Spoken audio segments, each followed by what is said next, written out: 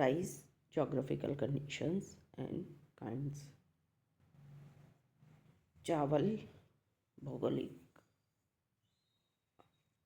परिस्थितियाँ और चावल के प्रकार। राइस जो है एक प्रकार की धान्य फसल है और भोजन के रूप में जो है वह काम में ली जाती है। विश्व में जो है गेहूँ और चावल जो है समान रूप से जो है उत्पादन होता है।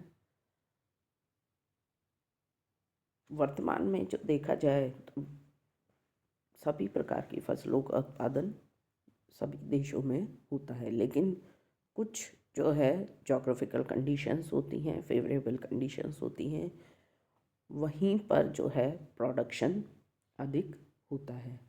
तो इसका देखा जाए राइस, तो राइस जो है दक्षिण पूर्वी एशिया, साउथ ईस्ट एशिया की जो है में मुख्य रूप से फसल है और सबसे ज़्यादा प्रोडक्शन ही साउथ ईस्ट एशिया करता है। पर हेक्टेयर अगर प्रोडक्शन देखा जाए तो गेहूं की अपेक्षा चावल का पर हेक्टेयर प्रोडक्शन सबसे अधिक है। हम आते हैं काइंड्स ऑफ राइस।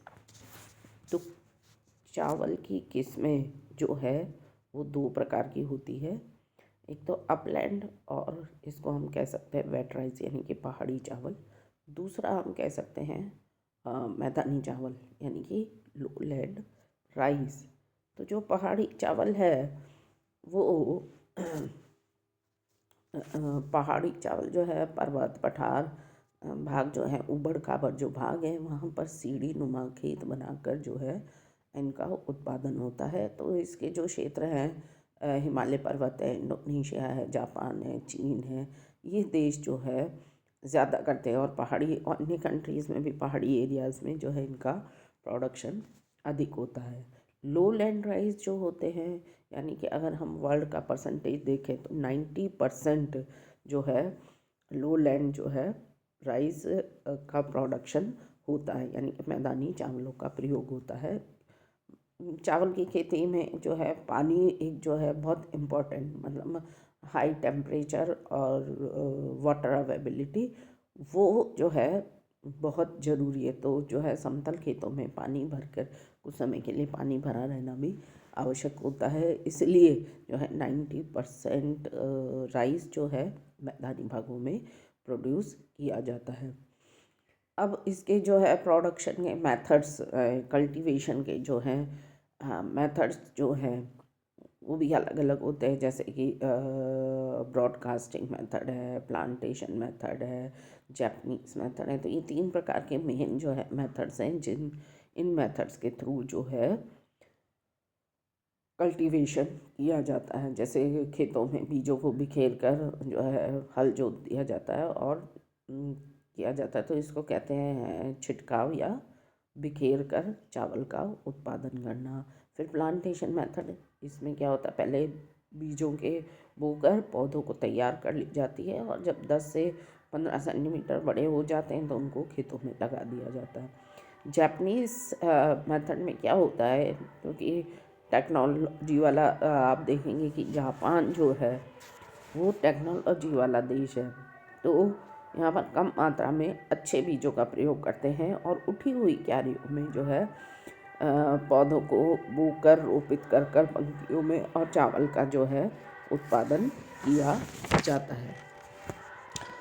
अब हम आते हैं कि इसके लिए क्या क्या जो है भौगोलिक परिस्थितियाँ होनी चाहिए, क्या क्या जोग्राफिकल कंडीशन होनी चाहिए जिसके तहत राइस का जो है प्रोडक्शन होता है। तो सबसे पहले हम इसमें लेते हैं क्लाइमेट। तो क्लाइमेट के अंतर्गत टेम्परेचर और रेनफॉल आता है। तो क्लाइमेटिक कंडीशन, टेम्परेचर जो है यानी कि किस तरह का कब कब जो है इसको उगाने के लिए, इसका प्रोडक्शन करने के लिए क्या क्या टेम्परेचर होना चाहिए। जैसा कि पहले बताया कि ये उष्ण कटिबंधीय मानसूनी जलवायु में इसका उत्पादन सबसे अधिक होता है, यानी कि गर्मी होनी ज़रूरी है और बारिश होनी ज़रूरी है। हाई टेम्परेचर की ज़रूरत होती है, ज़्यादा पानी की ज़रूरत होती है।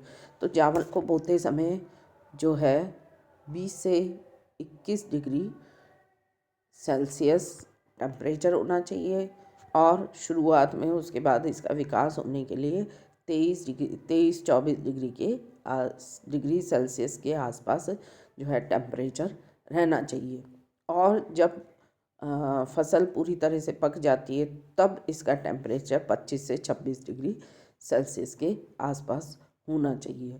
तो इस कारण से, यानी कि टेम्परेचर अधिक चाहिए, तो इस कारण से चावल का उत्पादन 20 डिग्री उत्तरी अक्षांश से लेके 20 डिग्री दक्षिणी अक्षांश के बीच ज़्यादा इसका प्रोडक्शन होता है। क्योंकि 20 डिग्री उत्तरी अक्षांश से 20 डिग्री दक्षिणी अक्षांश के बीच में हमेशा जो है गर्मी रहती है, ह्यूमिड रहता है, अधिक बारिश होती है, तो यहाँ पर प्रोडक्शन सबसे अधिक है। क्लाइमेट का दूसरा फैक्टर आ जाता है रेनफॉल। इसमें जो है चावल को जब बोया जाता है तो बोते समय 30 से 40 दिनों तक खेतों में पानी भरा रहना चाहिए, यानी कि पर्याप्त जो है जल आवश्यक होता है।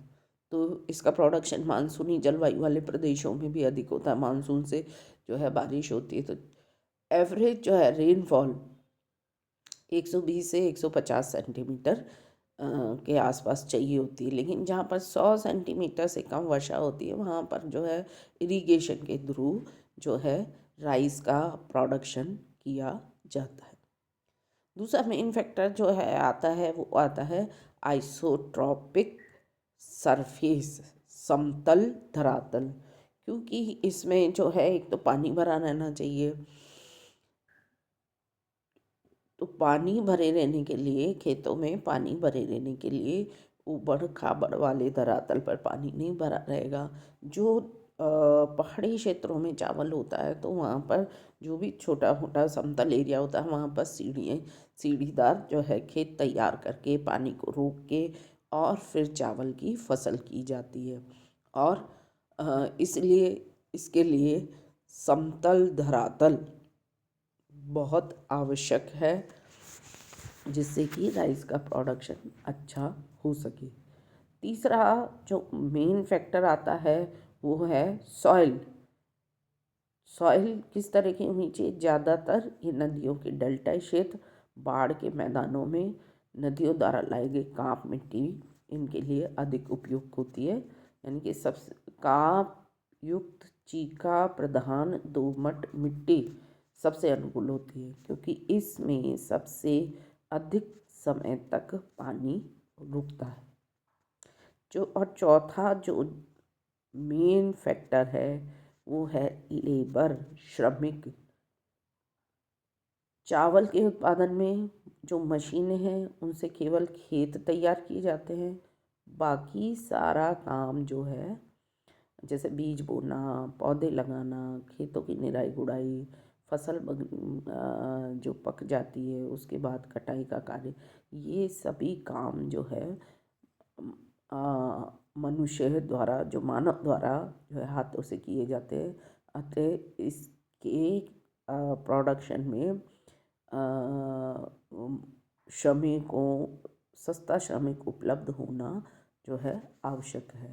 तो जहाँ पर ये भी देखा गया कि उत्पादन उन क्षेत्रों में भी अधिक होता है जहाँ पर की जनसंख्या अधिक है, तो लेबर भी जो है एक बहुत इम्पोर्टेंट रोल है। Thank you.